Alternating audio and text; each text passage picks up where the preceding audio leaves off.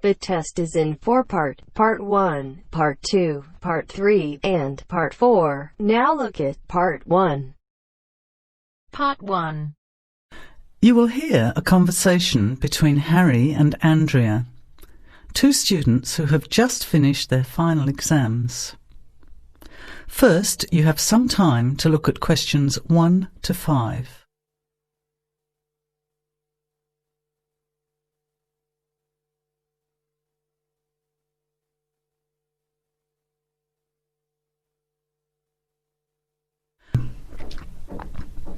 Listen carefully to the conversation and answer questions 1 to 5. Hi Andrea, how are you feeling now that exams are over? It's fantastic to have finished, isn't it? And to sleep in every morning. What about you? Well, I've been catching up on sleep too, but I've got a lot to do before I leave for England. Perhaps you could give me some advice. I've got a lot of things I can't possibly take back with me, but I don't know what to do with them. Well, it depends on what sort of things they are and whether you're thinking of giving them away or selling them. Well, almost everything. Furniture, the fridge and other kitchen stuff that I bought from the previous tenant. But the new people have already got what they need, so they're not interested in buying stuff from me. I can't afford to give it away, but I'm not sure how to sell it all. Oh, and there are some clothes and books as well. Why can't you take them? The books are really heavy. It's so expensive if you exceed the airline baggage allowance. And the clothes just won't all fit in my suitcase. It's amazing how much stuff I've accumulated since I've been here. Anyway, I don't think I'll need as many summer clothes in England as I have here in Australia. I see. Well, there are several alternatives. First of all, you could put up notices around the university about the books. You know, on the notice boards in the Student Union building and in the economics department. Anywhere second and third year students will see them. People are always keen to buy cheap textbooks. OK, what should I say on the notices? Just put the titles, authors and price you want, your name of course, and maybe put your phone number on those little tear-off tags. That's a good idea. And what about the furniture? You could try doing the same thing, but usually students are away all summer, so they don't want to buy furniture now. Another place to try might be a second-hand shop. Someone from the shop will usually come around and give you a free quote, and then you can decide. But you don't usually get much money for that sort of stuff. Before you hear the rest of the conversation, you have some time to look at questions 6 to 10.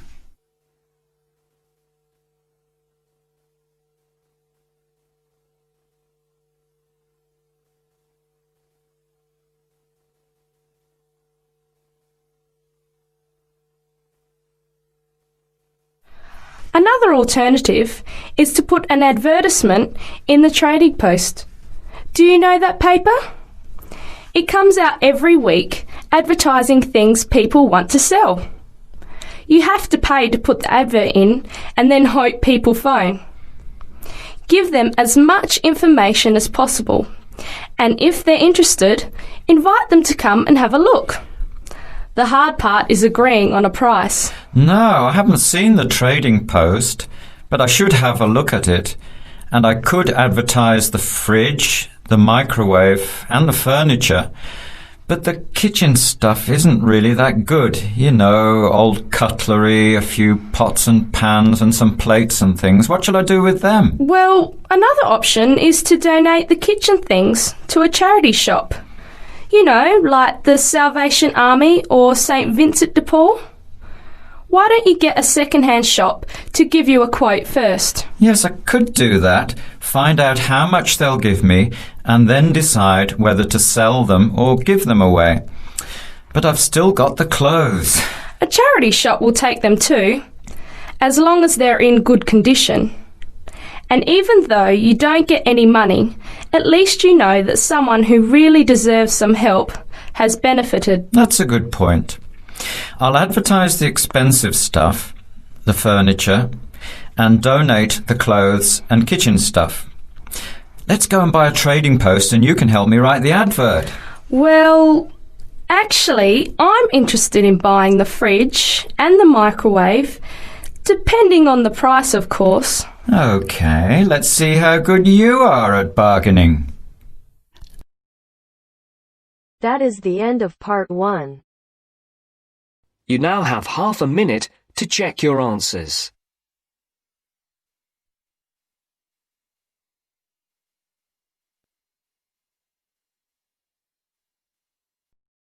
Now turns to part 2.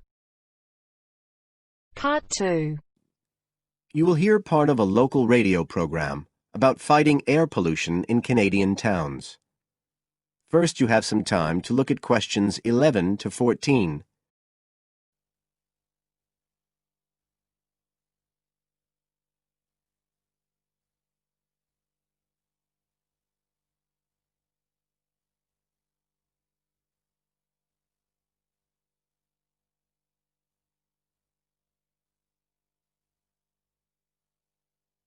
Now listen carefully and answer questions 11 to 14. Good morning, folks, and welcome to the Information Roundup on your own local radio station. This is Larry Knowles talking to you this morning on Tuesday, the 25th of May. And the first item coming up is a reminder to you all out there about Canadian Clean Air Day, which is on June 6th. In case you weren't around for the last one, this is a chance for Canadians everywhere to focus on the problems of air pollution and to actually try to do something to help reduce the problem. How many Canadians do you think die annually because of air pollution? 2,000? 3,000? Well, the rate is a staggering 5,000, and it's likely to grow unless we do something. And it's this concern with your health that's the driving force behind the government campaign that is sponsoring Clean Air Day. So what causes air pollution in the first place? Well, the transportation sector accounts for 27% of all greenhouse gases produced in Canada. It's also the biggest source of that thick, polluted air from traffic fumes that we call smog. And it's the tiny particles and ground-level ozone in smog that are the main causes of health problems and even deaths across the country. Of course, it's worse in the big cities, but researchers have only recently realized that all you need are low levels of air pollution to seriously damage your health, so we're all at risk. You now have some time to look at questions 15 to 20.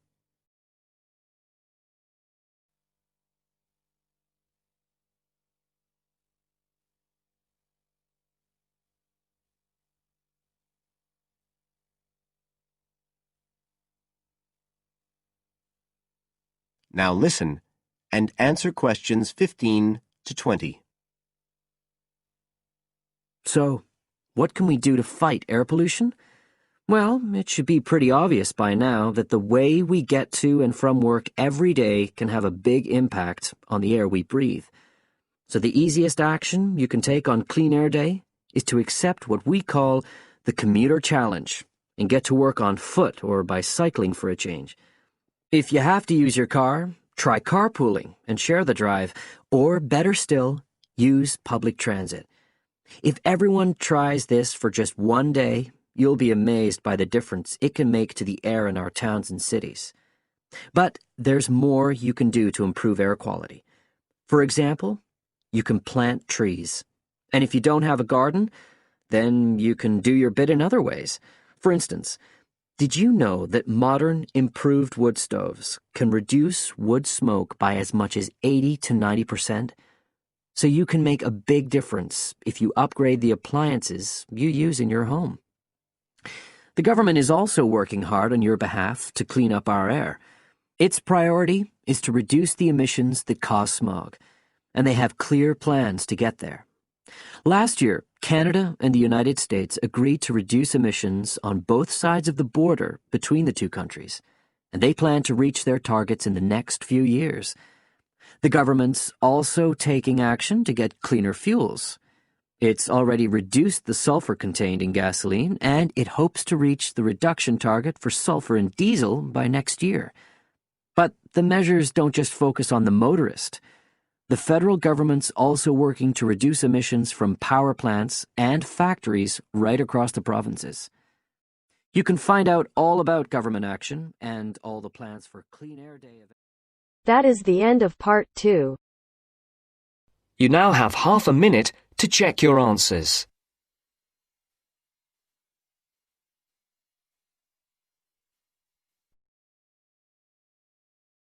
Now turns to part 3. Part 3.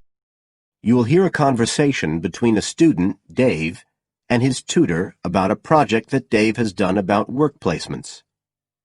First, you have some time to look at questions 21 to 25.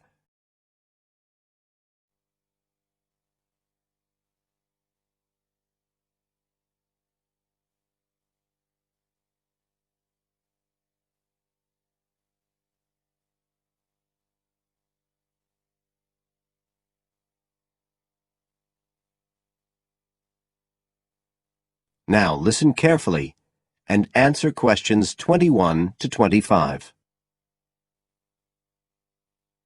Good afternoon, Dave. Come on in and take a seat. Hi, Dr. Green. Thanks. Oh, hang on a minute. I'll just find the first draft of your project paper, and we can have a look at it together. Now, yours is the one on work placement, isn't it? Yeah, that's right. So what made you choose that for your project?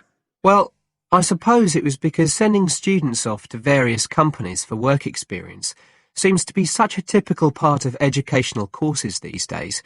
I mean, even school kids get to do it. But I felt everyone just kind of assumes it's a good thing, and I guess I wanted to find out if that's the case. But you don't look at schools or colleges, right? You've stuck to university placement schemes. Yeah, well, I quickly found that I had to limit my research. Otherwise, the area was just too big. Do you think that was okay?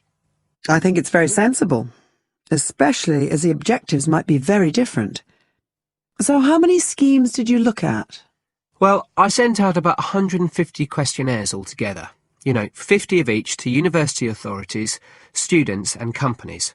And I got responses from 15 educational institutions and 30 students in 11 individual companies. Great. That sounds like a good sample. And who did you send your company questionnaires to? Well, the idea was to have them done by the students' line managers. But sometimes they were filled in by the human resources manager or even the owner of the company. Right.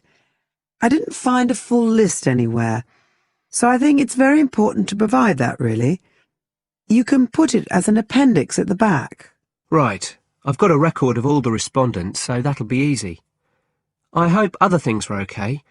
I mean, I've already put such a lot of work into this project, identifying the companies and so on. Oh, I can tell. I think you've done a good job overall. You now have some time to look at questions 26 to 30.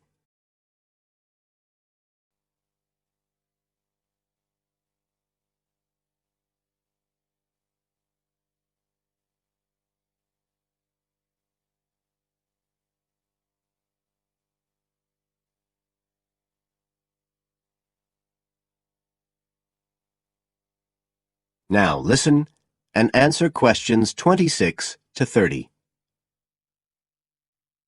I thought your questionnaires were excellent, and you'd obviously done lots of background reading. But there were a few problems with the introduction. First of all, I think you need to make some slight changes to the organisation of your information there. At present, it's a bit confused. OK. What did you have in mind? Well, you write quite a bit about work placement in general, but you never explain what you mean by the term. So you think I should give a definition? Exactly. And the introduction is the place to do it. And then, Look, you start talking about what's been written on the topic, but it's all a bit mixed up with your own project. So, do you think it would be better to have two sections there? Like a survey of the literature as the introduction, and then a separate section on the aims of my research? I do. You can include your methods for collecting data in the second section too. It would be much clearer for your reader. You know, establish the background first, then how your work relates to it. It would flow quite nicely then. Yes, I see what you mean. Anyway, moving on. I like the way you've grouped your findings into three main topic areas. Well, it became very obvious from the questionnaires that the preparation stage was really important for the whole scheme to work, so I had to look at that first. And I found a huge variation between the different institutions, as you saw. I was wondering if you could give a summary at the end of this stage of what you consider to be the best practice you found. I think that would be very helpful. Right, I'll just make a note of that. What did you think of my second set of findings on key skills development? For me, this is the core of my whole project, really. And you've handled it very well. I wouldn't want you to make any changes. You've already got a nice final focus on good practice there. Thanks. Right. Now, I think the last part, which deals with the reasons why students don't learn... What, the constraints on learning chapter? Yes, that's the one. I think you need to refer to the evidence from your research a bit more closely here. You know, maybe you could illustrate it with quotations from the questionnaires, or even use any extracts from a student diary if you can, and refer back to what you've written about good practice. That is the end of part 3. You now have half a minute to check your answers.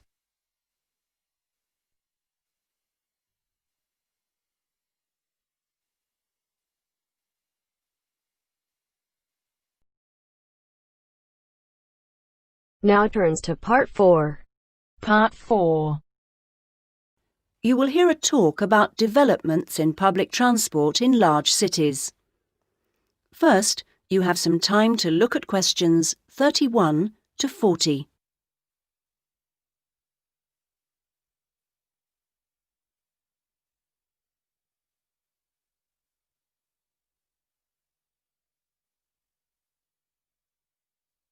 Now listen to the first part of the talk and answer questions 31 to 34. That big cities around the world are getting bigger is a clear trend. This situation is going to make the issue of transport increasingly important. Cities cannot work if their people and their visitors cannot move around. This means that public transport is vital to the success of cities. And yet, private car ownership is increasing all the time. Can these two facts be contained in the same reality? Isn't the car slowly but surely strangling the city? But we must acknowledge it does have genuine benefits. Having said that, the fact that car owners can escape to the mountains is of little relevance to the issue of daily city life, in which we need to do things like ferry heavy shopping and luggage around, something the car, of course, is invaluable for. But the so-called family car is rarely occupied by a family, just a single driver taking up a lot of road space. It's not only the car that clogs up our roads, of course. Trucks are heavy, noisy and smelly intruders. But it's hard to persuade companies to opt for rail freight rather than road. They argue that it is cheaper and more flexible, and trucks are undoubtedly able to go when you want, where you want. The cost claim is false, however. Truck companies don't hold themselves responsible for the environmental costs they incur, nor are they keen to calculate the time spent on repairs or delays. So, this is our first challenge, the sheer volume of traffic. If we compare 3 developed and urbanised countries, we can see interesting differences. The UK, for example, has just over 20 million cars, one for every 3 people approximately, and nearly 3 million buses and trucks. These figures sound very high, but in fact the Netherlands, although only a little over a quarter the population, has more vehicles per head of population. Meanwhile, Germany, bigger than both other countries put together, actually outstrips either in terms of vehicles per head of population. Now, there is no correlation between these figures and the percentages of journeys made on public transport. This means that the route to better public transport use is not abolishing the car, but rather making public transport better. Not surprisingly, where people can choose, they choose the thing they prefer, not the thing they don't. How do people judge public transport? Well, a major survey was carried out this year, indicating that there are many aspects, from clean interiors of buses to the proximity of routes to homes and workplaces. Fare prices is a complex issue and needs to be accounted with car costs. What people seem to find most frustrating is scheduling. If the route doesn't pass their departure point when it suits them, they'll drive instead. The issue of personal safety seems to have reduced in urgency with better lighting at stops and CCTV. Now, various measures are being taken in a number of major cities, all designed to increase the appeal of public transport and thus to persuade car users to leave their cars behind and free up the city's roads. Among these is bringing in smart cards. These are purchased in advance and mean passengers spend less time waiting to buy tickets and board buses and trains, particularly when switching across transport modes within the same journey. Another initiative is the use of computers in managing scheduling with greater efficiency. But such logistical measures are not sufficient in themselves, and indeed the benefits that they bring are often less apparent to passengers than to transport managers. From the passenger's point of view, the fact that buses are becoming more comfortable is significant, because it brings them more in line with the car. Delays and diversions are, of course, deeply irritating for passengers. Even if these can't be eliminated, ensuring that passengers have more detailed information available to them will help to reduce their sense of stress. We often associate public transport with inner-city travel, but of direct benefit to passengers are systems such as taxi sharing and dial-a-bus, which provide more flexible options for suburban journeys. And finally, nothing really significant can happen without a shift in people's mindsets. The way we travel is an expression of our values about many things. Companies operating public transport are slowly but surely finding it possible to sell their services as a public-spirited alternative to the car, as awareness of environmental issues has increased radically in the last few years.